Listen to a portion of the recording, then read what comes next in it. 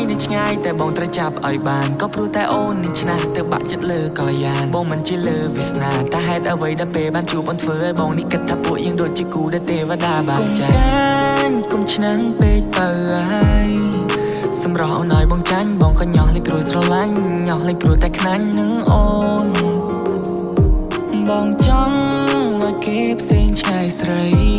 បងខ្លាចថាពេលឆ្ងាយកាយពីថ្លៃឆ្ងាយដល់ហារតីបែរនឹងបែរជាបី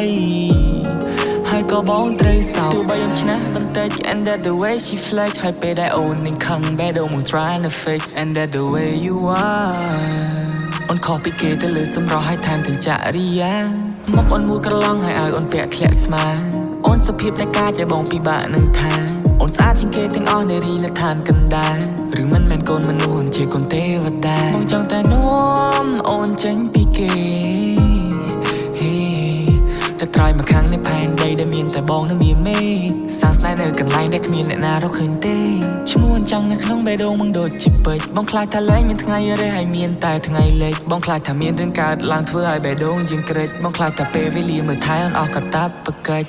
ផ្កាយនៅឆ្ងាយតែបងត្រូវចាប់ឲ្យបានក៏ព្រោះតែអូននឹងឆ្នះទៅបាក់ចិត្តលើកល្យានបងមិនជាលើវាសនាតែហេតុអ្វីដែលពេលបានជួបអូនធ្វើឲ្យបងនេះគិតថាពួកយើងដូចជាគូដែលទេវតាបានចែក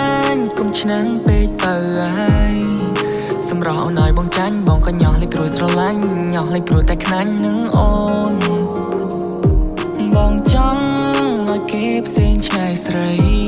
បងខ្លាចថាពេលឆ្ងាយកាយពីថ្លៃឆ្ងាយដល់ហារតីបែរនឹងបែរជាបីហើយក៏បងត្រូវសោកគុំឆ្នាំងពេកបើហើយសម្រស់អូនឲ្យបងចាញ់បងក៏ញ៉ោះលេងព្រោះស្រឡាញ់ញ៉ោះលេងព្រោះតែខ្នាញ់នឹងអូនបងចង់ឲ្យគេផ្សេងឆ្ងាយស្រី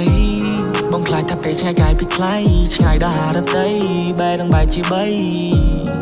ហើយក៏បងត្រូវសោកកា